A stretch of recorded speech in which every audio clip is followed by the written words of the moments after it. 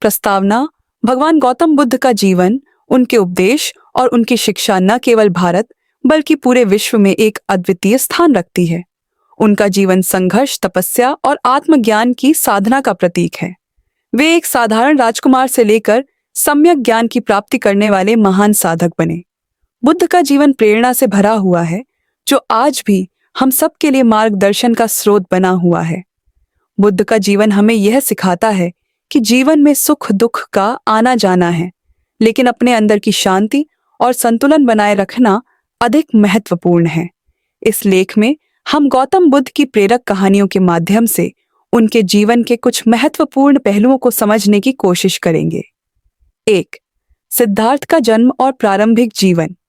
गौतम बुद्ध का जन्म 563 ईसा पूर्व में आज के नेपाल के लुम्बिनी में हुआ था। उनका जन्म शाक्य कुल में हुआ था और उनका नाम सिद्धार्थ रखा गया।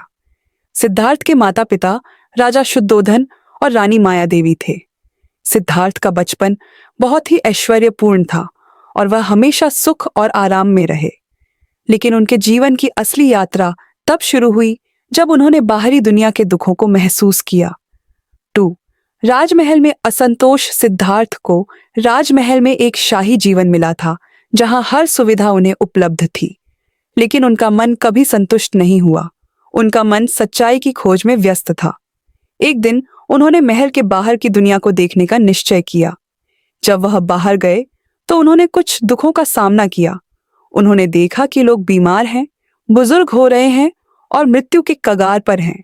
यह दृश्य उनके दिल को गहरे रूप से प्रभावित करता है और उन्हें यह एहसास हुआ कि राजमहल के भीतर की सुख सुविधाएं उन्हें असल जीवन से दूर कर रही हैं। 3.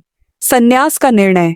सिद्धार्थ को यह महसूस हुआ कि उनका जीवन सिर्फ भौतिक सुख सुविधाओं में बिता रहा है, लेकिन वह असली सुख और शांति की तलाश में थे। एक रात उन्होंने अपने पिता राजा शुद्धोधन और पत्नी यशोधरा को छोड़ दिया। वह अपने घर से बाहर निकल गए और संन्यास का मार्ग अपनाया। उन्होंने यह निश्चय किया कि वह आत्मज्ञान प्राप्त करने के लिए कठिन तपस्या करेंगे। 4. कठोर तपस्या और ज्ञान की प्राप्ति। सिद्धार्थ ने कई वर्षों तक कठोर तपस्या की। उन्होंने भोजन का त्याग किया, शरीर को कष्ट दिया और आत्मज्ञान की प्राप्ति के लिए हर संभव प्रयास किया।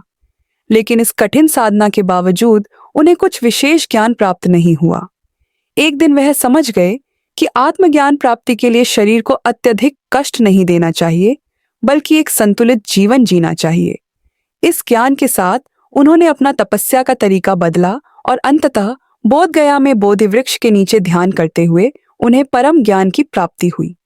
5. बुद्ध का पहला उपदेश। बुद्ध ने बोधि वृक्ष के नीचे ज्ञान की प्राप्ति के बाद सबसे पहले सारनाथ में 5 तपस्वियों को उपदेश दिया। उनका पहला उपदेश था दुःशक का कारण और दुःशक का नाश। उन्होंने कहा कि जीवन में दुःशक अवश्य है, लेकिन यह दुःशक का कारण हमारी इच्छाओं और वासनाओं में छिपा होता है। अगर हम अपनी इच्छाओं पर नियंत्रण पाते हैं और अपने मन को शांति से भरते हैं तो हम दुख से मुक्त हो सकते हैं। 6. जीवन का मध्य मार्ग। बुद्ध ने यह उपदेश दिया कि न तो भोगवादी जीवन और न ही अत्यधिक तपस्या ही दुख से मुक्ति का मार्ग है।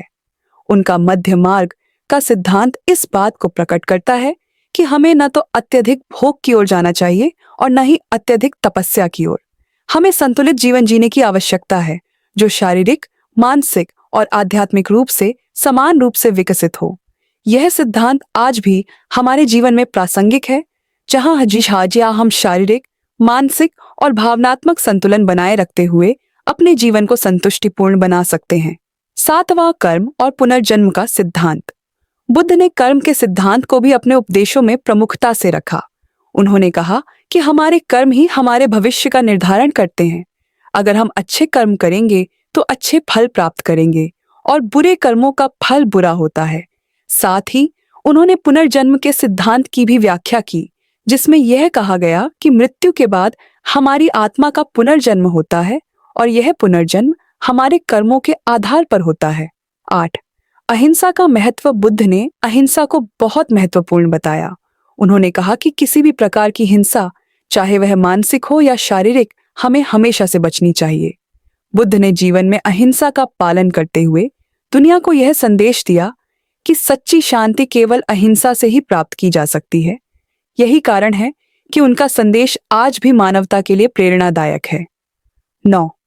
बुद्ध का अंतिम समय और महापरिनिर्वाण। गौतम बुद्ध का जीवन 80 वर्षों तक चला और उनके अंतिम समय में उन्होंने अपने शिष्यों को शिक्षा दी कि मृत्यु जीवन का एक हिस्सा है और यह अपरिहार्य है। उन्होंने कहा कि जो कुछ भी उत्पन्न होता है वह नष्ट हो जाएगा और यह संसार बदलते हुए रूप में हमेशा बना रहेगा। अंततः बुद्ध ने कुशीनगर में महापरिनिर्वाण, मृत्यु, प्राप्त किया। 10. बुद्ध के उपदेशों का प्रभाव न केवल भारत में बल्कि पूरे विश्व में पड़ा। उनकी शिक्षा ने मानवता को एक नया दृष्टिकोण दिया और अहिंसा, प्रेम और करुणा की ताकत को पहचाना। उनके उपदेशों ने हजारों लोगों के जीवन को बदल दिया और उन्हें शांति, संतुलन और आंतरिक सुख की ओर मार्गदर्शन किया। निष्कर्ष, गौतम बुद्ध का जीवन एक प्रेरणा है। उनका जीवन हमें यह सिखाता है कि दुखों का सामना करने के बावजूद हम अपने अंदर शांति और संतुलन पा सकते हैं। उनका मध्य मार्ग और कर्म के सिद्धांत जीवन के सच्चे उद्देश्य को समझने में मदद करते हैं। उनका संदेश आज भी प्रासंगिक है और हमें यह याद दिलाता